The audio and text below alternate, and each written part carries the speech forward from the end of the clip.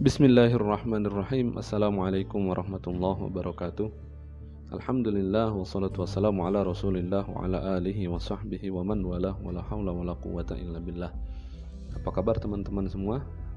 Semoga kita semua berada dalam lindungan Allah Subhanahu wa taala dan selalu mendapatkan keberkahan dari Allah Subhanahu wa taala. Baru saja kita melewati hari raya Idul Fitri, maka saya mohon maaf jika dalam pemaparan materi saya ada kesalahan, maka saya mohon maaf. Semoga Allah Subhanahu wa taala mengampuni seluruh dosa-dosa kita. Amin ya rabbal alamin. Baik teman-teman, ketemu lagi dengan saya Fahmi Hasan Nugroho. Kita sekarang masuk ke dalam pertemuan ke-10, podcast ke-10 dari materi sejarah pemikiran hukum Islam. Yang akan kita bahas dalam podcast kali ini adalah mengenai cakupan hukum Islam.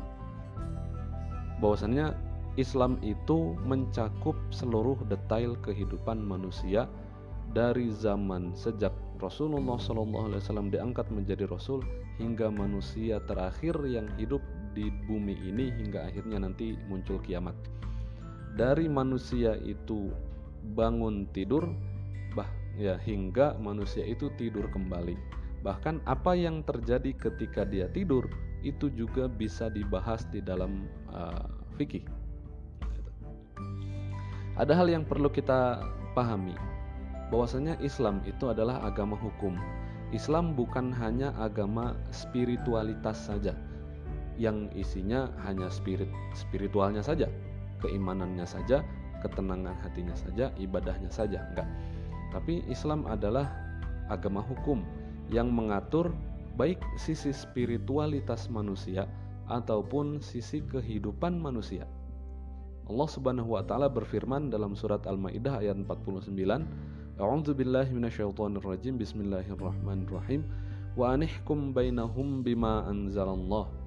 Dan hendaklah kamu memutuskan perkara di antara mereka bima anzalallah, menurut apa yang diturunkan oleh Allah Subhanahu wa taala. Wala tattabi' ahwa'ahum, dan janganlah kamu mengikuti hawa nafsu mereka. Wahdzarhum ayyaftinuka an ba'di ma anzalallahu ilaik, dan berhati-hatilah kamu terhadap mereka supaya mereka tidak memalingkan kamu dari sebagian apa yang telah Allah turunkan kepadamu. Fa in tawallau, jika mereka itu berpaling dari hukum yang telah diturunkan oleh Allah Subhanahu wa taala, fa'lam, maka ketahuilah hai Muhammad, annama yuridullahu ayyusibahum bi ba'di dzunubihim, maka ketahuilah bahwa sesungguhnya Allah Subhanahu wa taala menghendaki akan menimpakan musibah kepada mereka disebabkan sebagian dosa-dosa mereka. Wa inna katsiran minan nasi lafasiqun, dan sesungguhnya kebanyakan manusia adalah orang-orang yang fasik. Al-Maidah ayat 49. Pada penggalan yang pertama, Allah Subhanahu wa taala menyatakan dua hal. Yang pertama adalah wa anihkum bainahum. Allah menyatakan putuskanlah perkara. Berarti dari sini Allah Subhanahu wa taala memerintahkan kepada Rasulullah SAW untuk menjadi hakim. Menjadi hakim berarti memutuskan perkara. Memutuskan perkara berarti sudah ada hukum sebelumnya. Maka di situ Allah Subhanahu wa taala memerintahkan kepada Rasulullah SAW untuk menjalankan hukum dan juga memutuskan hukum di antara manusia. Hal yang kedua yang Allah sebutkan di dalam ayat itu adalah bima anzalallah. Putuskanlah perkara di antara manusia, tapi bukan dengan apa yang kamu pikirkan, tapi bima anzalallah, dengan apa yang Allah turunkan kepada kamu. Dari dua penggalan tadi kita memahami bahwasannya pertama, Rasulullah SAW diperintahkan untuk menjalankan hukum. Yang kedua, hukum itu diturunkan oleh Allah Subhanahu wa taala. Gitu. Maka kita tahu bahwasannya Islam adalah agama hukum. Atas dasar itu Islam sangat-sangat menentang adanya konsep sekularisme yang mengurung wewenang agama hanya pada ranah privat dan memisahkan itu dari urusan kehidupan pribadi dan masyarakat. Islam pada dasarnya Oke, spiritualitas Islam itu masuknya ke dalam ranah privat. Kita bisa menerima itu. Tapi Islam kan tidak hanya agama spiritualitas saja, tapi Islam juga adalah agama hukum. Maka sisi hukumnya tetap harus dijalankan oleh umat Islam, hingga akhirnya Islam sangat-sangat menolak konsep sekularisme. Karena di dalam ayat Al-Quran, di dalam hadis sangat banyak bisa kita temukan Allah Subhanahu wa Ta'ala dan Rasulullah SAW menjelaskan hukum, tidak hanya berkaitan dengan spiritualitas saja. Contoh dalam hal transaksi ekonomi, Allah berfirman, wa ahallallahu al-bai'a wa harramar riba. Allah menghalalkan jual beli dan Allah mengharamkan riba. Rasulullah SAW juga bersabda, al-bayyi'ani bil khiyari ma lam yatafarraqo. Dua orang yang melaksanakan transaksi jual beli, mereka sama-sama memiliki hak khiyar atau hak untuk melanjutkan atau membatalkan akad, ma lam yatafarraqo, selama mereka belum berpencar, belum terpisah.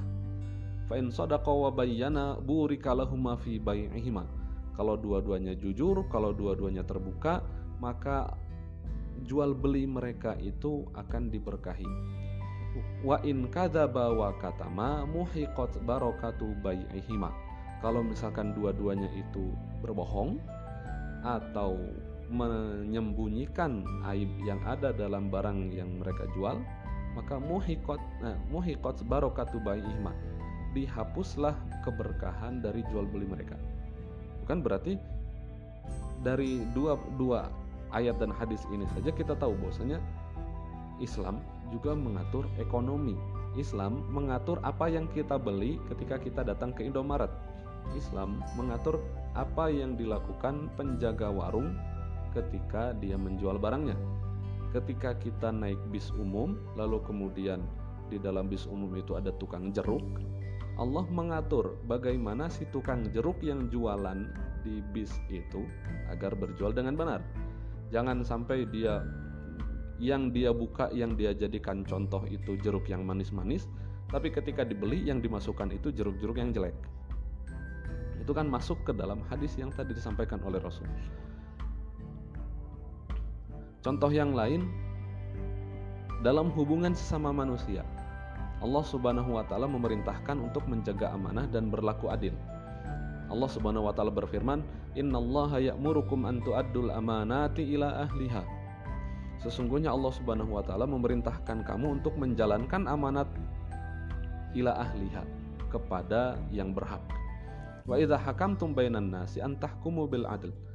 Dan jika kamu memutuskan perkara di antara manusia, maka putuskanlah dengan adil. Di sini ada dua hal. Yang pertama, Allah memerintahkan kita untuk amanat. Yang kedua, Allah memerintahkan kita untuk berlaku adil. Amanat, tentang amanat Allah mengatur nggak cuma presiden, nggak cuma menteri, nggak cuma wali kota, tapi Allah mengatur kita sebagai individu untuk menjaga amanah kita pribadi masing-masing. Seorang bapak diamanahi oleh Allah Subhanahu wa Ta'ala untuk memimpin keluarga, maka itulah amanah yang harus dia jalankan. Seorang anak, dia diamanahi oleh Allah Subhanahu wa Ta'ala untuk berbakti kepada orang tuanya. Itulah amanat yang harus dia emban. Wa idza hakamtum bainan nasi an tahkumu bil adl. Jika kamu menghukumi di antara manusia, maka hukumlah dengan keadilan. Hukumlah dengan seadil-adilnya.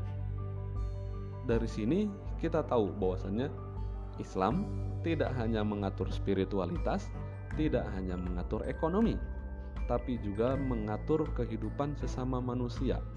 Termasuk ke dalamnya adalah hukum-hukum publik, baik dalam hukum pidana, baik dalam hukum perdata, baik dalam hukum ahwal syakhsiyah atau hukum keluarga.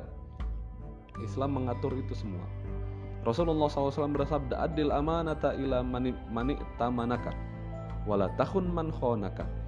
Adil amanah, jalankanlah amanat itu kepada orang yang meminta amanat dari kamu, dari orang yang memberikan amanat kepada kamu, wala tahun man khonaka, dan janganlah kamu mengkhianati orang yang sudah mengkhianati kamu. Itu kan Rasulullah SAW memberikan kita guide, memberikan kita aturan jalan bagaimana kita seharusnya berlaku ketika kita menghadapi atau ketika kita memegang amanat. Yang aneh kan, orang-orang Islam itu, orang-orang Indonesia itu beragama, baik agama Islam, Kristen, ataupun Katolik, ataupun agama yang lain. Tapi ternyata korupsinya besar. Tapi ternyata keadilannya masih susah untuk ditegakkan. Orang yang kaya dia bisa bermain-main dengan hukum, sedangkan orang yang kurang kaya, yang tidak kaya, dia bisa saja menjadi korban dari ketidakadilan hukum itu. Maka Islam itu sudah ngatur itu, cuma tinggal kita mau menjalankan itu atau enggak. Karena sebenarnya aturan yang Allah turunkan kepada manusia, kepada kita untuk menjalankan, ya buat kita juga. Allah ngatur biar kita jujur, jujur kan buat kita juga, bukan buat Allah. Allah enggak ada urusan kita mau jujur atau enggak. Meskipun seluruh umat manusia satu dunia ini semuanya kufur, Allah enggak ada urusan. Justru yang ada urusan itu kita. Kita yang masih membutuhkan kepada Allah, maka kita harus menjalankan perintah Allah, kita harus menjalankan hukum Allah di dunia ini. Nah, jadi itu yang pertama, bahwasanya Islam itu adalah agama hukum, tidak hanya agama spiritualitas. Nah, ada hal yang perlu kita ingat juga, adalah bahwasannya syariat Islam itu bersumber dari Allah Subhanahu wa taala dan dari Rasulullah SAW. Manusia itu bukanlah sumber hukum. Manusia yang menjadi sumber hukum hanya Rasul. Jadi sumber hukum itu datangnya dari Allah dan Rasul. Selain itu manusia biasa bukanlah sebagai sumber hukum. Lalu kemudian bagaimana dengan hukum-hukum yang muncul sekarang? Bagaimana dengan fikih gitu? Itu kan buatan manusia juga. Nah, manusia hanya bisa berusaha untuk memahami dan menyingkap syariat Allah. Hasil dari usaha untuk memahami itulah itu nanti yang dikenal dengan fikih. Jadi hukum Islam yaitu adalah fikih. Kita nggak bisa antara syariat dengan fikih, kan udah dibahas pada podcast yang pertama. Antara syariat dan fikih ada sisi persamaan, ada sisi perbedaan. Sisi perbedaannya adalah bahwasanya syariat itu berasal dari Allah, sedangkan fikih adalah usaha manusia untuk memahami syariat Allah. Ketika manusia membaca Al-Quran, ketika manusia membaca hadis, mereka menemukan apa yang bisa diambil dari keduanya, mereka memahami, akhirnya memunculkan satu kesimpulan hukum. Kesimpulan hukum itulah yang kita kenal dengan fikih. Nah, hal yang perlu kita ingat lagi juga, yang sudah kita bahas pada podcast pertama dulu, bahwasanya fikih itu berkaitan dengan amal perbuatan manusia. Maka segala segi kehidupan manusia itu ada hukumnya. Untuk mengetahui hukum tersebut, para fuqaha, para ulama akan melihat kepada sumber syariat yang berkaitan dengan perkara yang sedang dibahas. Mereka akan melihat kepada Al-Quran, melihat kepada hadis, menggunakan teori-teori usul fikih untuk mengambil atau mengeluarkan makna, mengeluarkan kesimpulan hukum yang ada dari Al-Quran dan hadis tadi. Proses ini disebut dengan ijtihad. Jadi fikih itu hasil ijtihad atau hasil pemahaman manusia terhadap ayat atau hadis dari Rasulullah SAW. Nah, fikih adalah hasil ijtihad. Fikih adalah pemikiran manusia. Fikih adalah pemahaman manusia terhadap syariat. Maka karena dia adalah produk pemikiran, hingga akhirnya bisa mungkin atau sangat mungkin muncul berbagai macam perbedaan pendapat di dalam fikih. Karena banyak faktor. Faktornya bisa jadi pertama datang dari syariat sendiri. Syariatnya datang dengan bahasa yang metafora, dengan bahasa yang multitafsir. Seperti aula mastumun nisa dalam surat Al-Maidah mengenai lamastumun nisa, bersentuhan antara laki-laki dan perempuan. Menurut mazhab Syafi'i, lamastum di situ artinya bersentuh, menyentuh. Karena lamasa itu artinya al-jassu bil yadi, yang memegang dengan tangan. Kalau menurut pendapat yang lain, mereka menyatakan bahwasanya aula mastumun nisa di situ bukan menyentuh, tapi au jama'tum, jika kamu melakukan hubungan seksual. Gara-gara perbedaan penafsiran terhadap satu ayat itu, ayatnya satu, aula mastumun nisa, penggalan ayat bahkan itu cuma dua kata, au lamastumun nisa. Cuma perbedaan dalam penafsiran itu hingga akhirnya memunculkan perbedaan pendapat yang banyak. Madzhab Syafi'i menyatakan bahwasanya bersentuhan kulit laki-laki dan perempuan sengaja nggak sengaja dengan syahwat atau tanpa syahwat maka batal. Menurut madzhab Hanafi nggak batal. Menurut madzhab Maliki batal kalau ada syahwat. Kalau nggak ada syahwat maka tidak batal. Bahkan perbedaannya nggak cuma 3 itu, lebih detail lagi. Cuma saya lupa. Tapi intinya perbedaannya gara-gara satu, perbedaan penafsiran terhadap kata aula mastumun nisa. Faktor yang kedua, karena ada dalil yang bertentangan. Ada dalil yang bertentangan dalam hal yang tadi menyentuh itu. Rasulullah SAW pernah sholat, terus kemudian ketika sujud kakinya kepegang sama Siti Aisyah, karena Siti Aisyah lagi tidur, malam-malam gelap, nyari Rasul di mana, ternyata kakinya kepegang sama Siti Aisyah. Itu satu. Yang kedua, pernah Rasulullah SAW wudu, terus kemudian mencium Siti Aisyah, lalu kemudian Rasul pergi sholat tanpa wudu lagi. Itu 2. Dari sini bisa kita pahami bahwasanya bersentuhan kulit laki-laki perempuan tidak batal. Lah, tapi ternyata ada pernyataan dari Abdullah bin Umar. Beliau kan sahabat. Beliau menyatakan bahwasanya al-qublah, mencium ataupun menyentuh itu minal mulamasah, itu adalah salah satu bentuk dari mulamasah. Mulamasah itu kita balikan lagi kepada ayat yang tadi, aula mastumun nisa. Aula mastumun nisa ditafsirkan oleh Abdullah bin Umar itu merupakan al-qublah, mencium atau menyentuh. Nah, berarti kan dua itu bisa berbeda karena dalilnya yang berbeda. Belum lagi tentang masalah memegang kemaluan. Yang satu bilang nyuruh wudu, yang satu bilang enggak harus wudu karena itu adalah masih bagian tubuh dari kamu, sebagaimana kaki, gitu.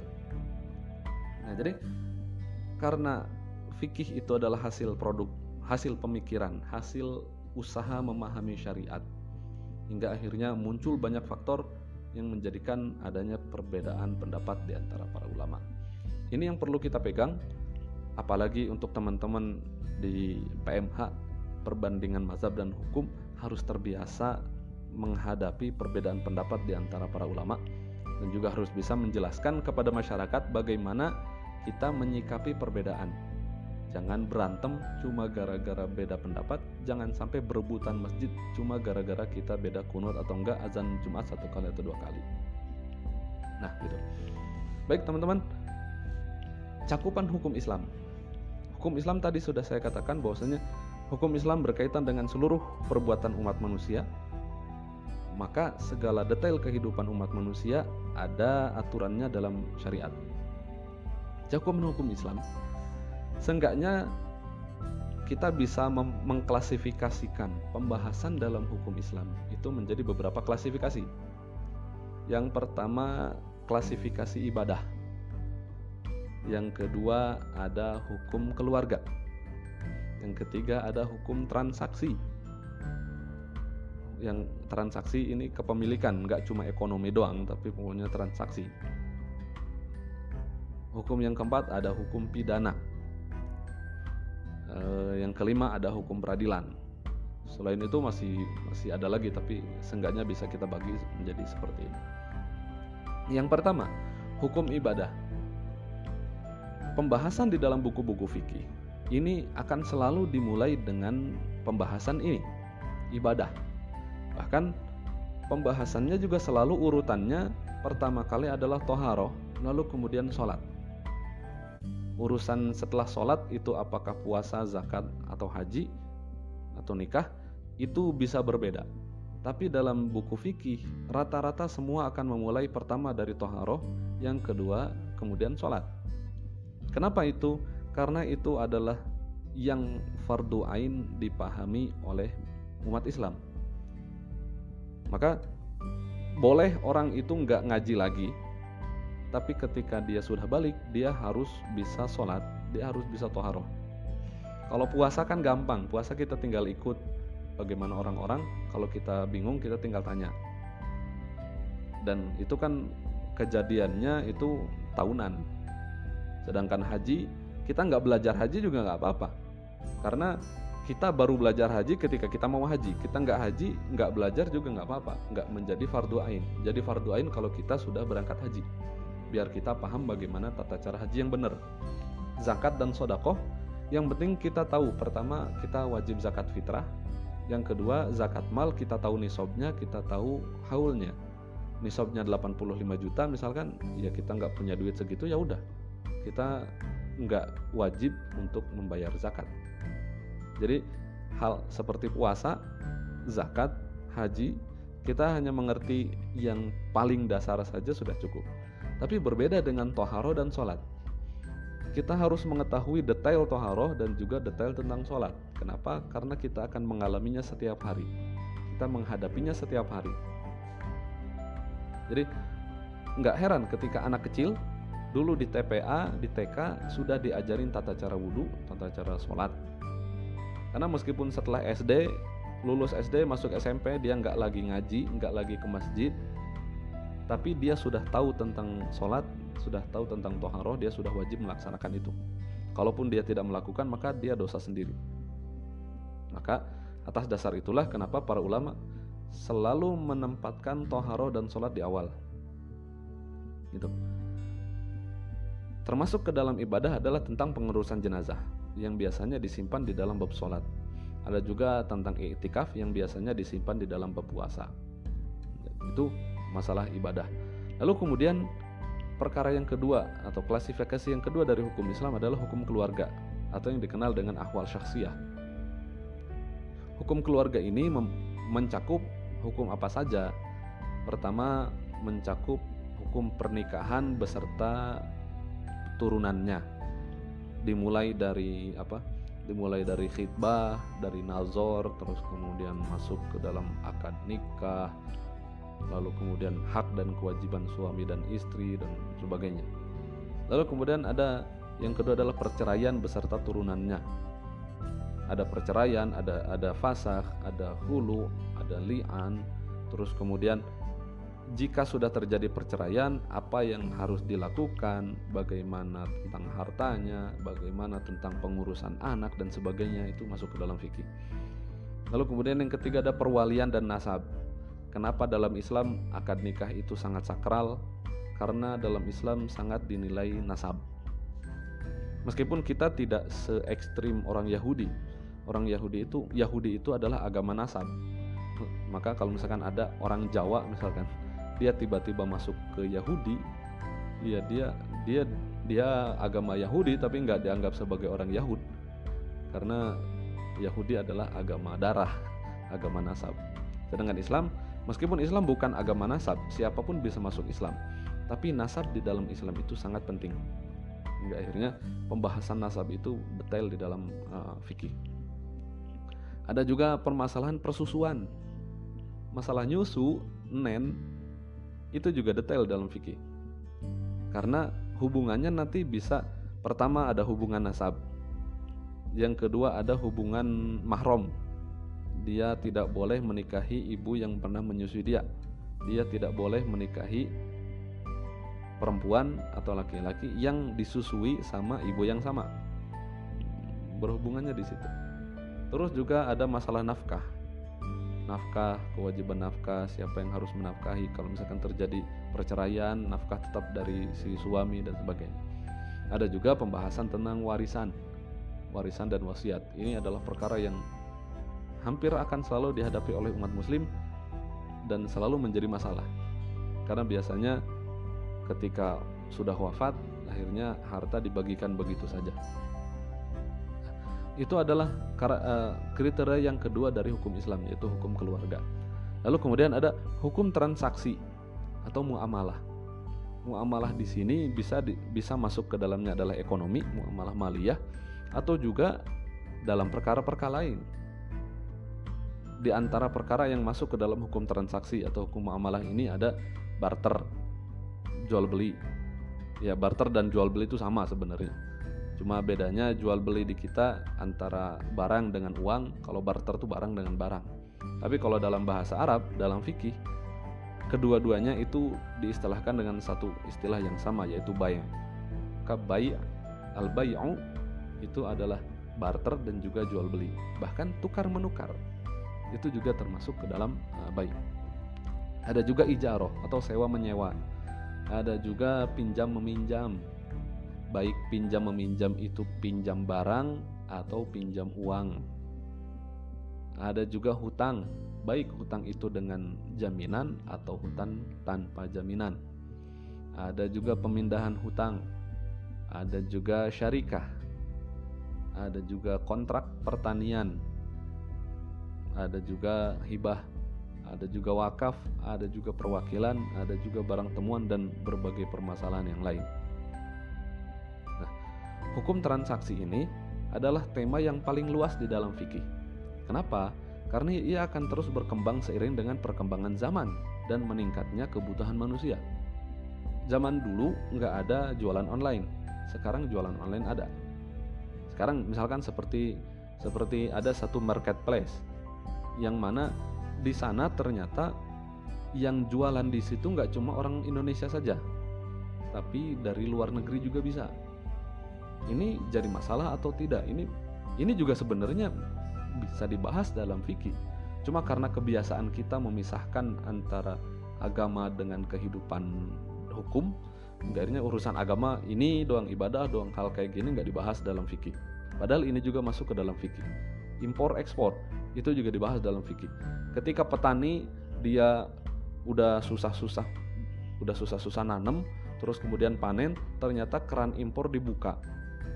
Ya itu kan muncul mudarat bagi petani. Hingga akhirnya petani harganya anjlok.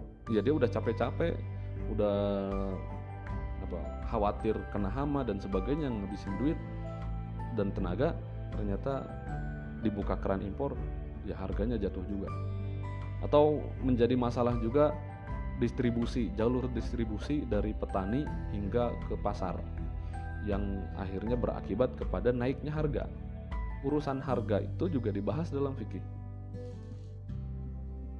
Dan jalur seperti ini juga dibahas. Ada larangan ihtikar. Ihtikar itu menimbun. Allah Subhanahu wa taala melaknat orang yang menimbun untuk mempermainkan harga. Bandar-bandar itu juga dibahas dalam fikih. Enggak boleh. Tapi ya seperti itulah.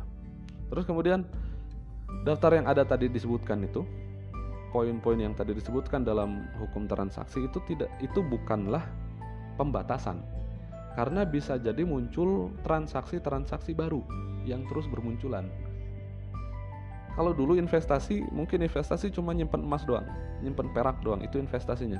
Kalau sekarang investasinya sudah macam-macam. Ada investasi saham, ada investasi reksadana, ada investasi jual beli emas dengan non tunai, ada investasinya seperti sukuk, obligasi. Itu transaksi yang benar-benar baru. Apalagi ada jual beli future. Jual beli future itu jual beli barang, tapi bukan untuk sekarang, tapi untuk beberapa waktu yang akan datang, untuk jarak waktu 1 bulan, 2 bulan, 3 bulan, tapi harganya udah ditentuin sekarang. Nah itu yang menentukan harga naik turunnya harga emas, naik turunnya harga minyak dan sebagainya. Transaksi semacam itu dulu di fikih nggak ada, dan sekarang sudah muncul transaksi seperti itu. Nah, perkembangan zaman yang pesat itu menuntut keahlian para fuqaha untuk berijtihad dalam memahami dan memilah mana ragam transaksi yang sesuai dengan syariat dan mana yang tidak sesuai dengan syariat. Jadi memang pada dasarnya syariat itu atau tugas para fuqaha itu menyaring. Ini transaksi saham ini boleh atau enggak? mana saja yang membuat dia boleh, mana saja yang membuat dia nggak boleh.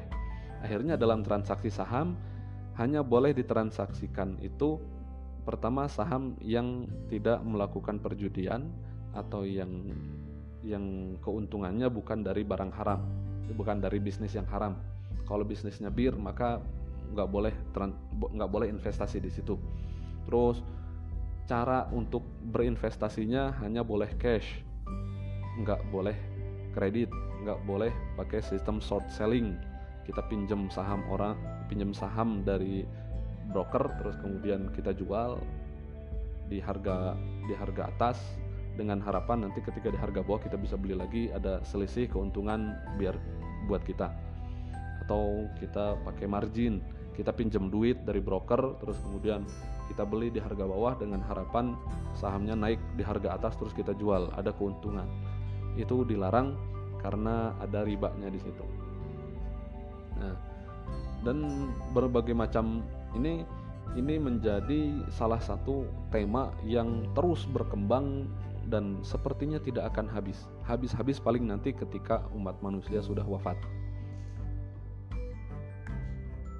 Nah, di antara sekarang masuk ke dalam poin 1, 2, 3, 4. Klasifikasi hukum Islam yang keempat adalah hukum pidana atau hukum jinayat. Hukum pidana dalam fikih itu sebenarnya cuma bahas 4 hal. Yang pertama kisos, yang kedua diat, yang ketiga hudud, yang keempat takzir. Kisos itu apa? Kisos itu hukum yang setimpal. Kalau orang kejahatannya membunuh, maka dia dihukum mati. Kalau kejahatannya itu melukai orang, maka dia dilukai balik. Dengan syarat bisa diukur. Kalau misalkan nggak bisa diukur, maka nggak bisa pakai kisos, bisanya diat. Contoh misalkan si A nonjok si B, nonjok jatuh gigi 1. Karena itu nggak bisa diukur. Kalau misalkan ditonjok balik nanti jatuhnya giginya 2 gimana? Yang satu balikin lagi atau kan susah. Maka turun dari kisos menjadi diat. Akhirnya gigi itu dihitung harganya. 1 gigi itu harganya berapa? Mata, orang nonjok mata terus tiba-tiba matanya jadi buta, atau orang nempeleng kena telinganya gendang telinganya bocor, akhirnya dia tuli sebelah dengan 1 pukulan langsung tuli. Apakah dia harus dikisos juga, ditempeleng sekali untuk biar nggak bisa dengar lagi? Itu nggak bisa diukur karena bisa jadi dipukul sekali nggak kena telinga, sakit pipinya, telinganya masih aman. 2 kali 3 kali harus berkali-kali. Akhirnya kan tujuan dari kisos yang merupakan hukuman setimpal tidak tercapai kalau misalkan ukurannya tidak jelas atau tidak bisa diukur.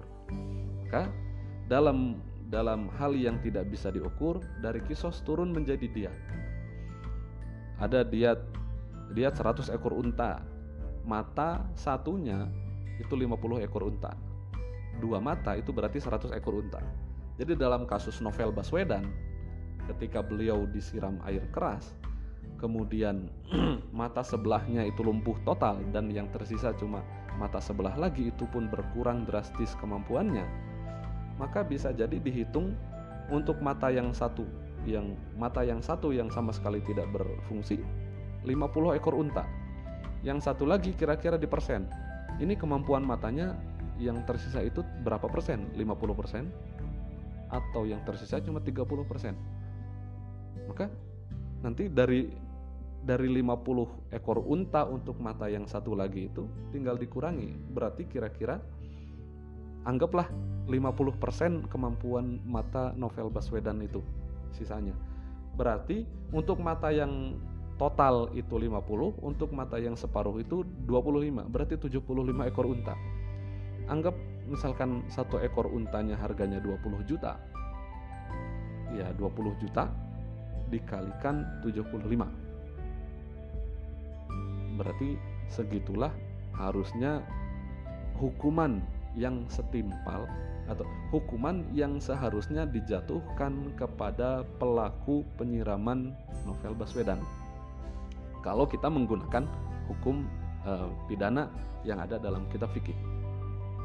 Nah itu tadi kisos dan juga diat. Ada lagi hudud. Apa itu hudud? Hudud itu adalah hukuman-hukuman yang sudah ditentukan dari sononya, dari syariat. Ada haduz zina, orang yang melakukan hubungan seksual di luar hak, di luar hubungan pernikahan, maka dia dijatuhi hukuman zina, di had zina. Had zina itu kalau misalkan zina muhson maka dia dirajam sampai mati. Kalau misalkan dia bukan zina muhson, dia masih perjaka atau masih perawan, maka dia cambuk 100 kali terus kemudian diasingkan selama 1 tahun. Atau had sarikoh. Sarikoh mencuri, hukumannya adalah potong tangan sampai pergelangan tangan. Pergelangannya ditarik untuk memisahkan antara pergelangan, antara telapak dengan tulang tangan, dipotong di situ. Lalu kemudian kalau misalkan dia masih mencuri lagi, dipotong kaki kirinya. Kalau misalkan masih mencuri lagi, potong tangan kirinya. Kalau masih pencuri lagi, potong tangan kanannya. Tapi orang kalau sudah mencuri dan dipotong tangannya satu, dia bakal mikir-mikir lagi. Mau mencuri lagi, dia udah kehilangan satu tangan. Itu. Jadi hudud ini adalah hukuman-hukuman yang sudah ditentukan oleh Allah yang harusnya dijalankan. Dan yang terakhir adalah ta'zir. Ta'zir itu adalah hukuman yang dikembalikan kepada kemampuan atau kebijakan hakim, dan terserah hakim mau memberikan hukuman apa, tapi dengan catatan jangan sampai tingkatannya sama dengan hudud atau bahkan lebih. Jadi hukuman ringan itu adalah ta'zir. Masih ada lagi sebenarnya denda yang bukan diat tapi denda. Itu bisa juga masuk ke dalam sini. Nah itu tadi hukum pidana dalam Islam. Hukum pidana ini adalah bisa dibilang satu tema fikih yang penerapannya ke dalam hukum positif di negara itu susah dan belum berjalan. Berjalannya pun, kalaupun bisa dikatakan berjalan, hanya ruhnya saja, tapi poin-poin per poinnya tidak berjalan. Kalau kita lihat di Indonesia, ya kita tahu kondisinya seperti ini, tapi ternyata di Malaysia pun halnya seperti itu. Brunei Darussalam pun yang baru memunculkan ide itu sudah ditentang sama manusia sedunia. Ada juga Saudi. Di Saudi masih ada hukuman ini, tapi ternyata ya tidak sempurna. Masih ada cacat di sana sini. Di Aceh pun sudah ada konun yang menjalankan hukum pidana ini, tapi memiliki banyak kekurangan di sana dan di sini. Ya, tapi tidak apa-apa karena kita tidak dituntut untuk mencari hal yang sempurna. Kita dituntut untuk melakukan usaha semampu kita. Kalau semampunya baru segini, ya udah segini dulu. Tapi bukan berarti kita berhenti di sini. Kita mencari berusaha untuk mencapai yang lebih baik lagi.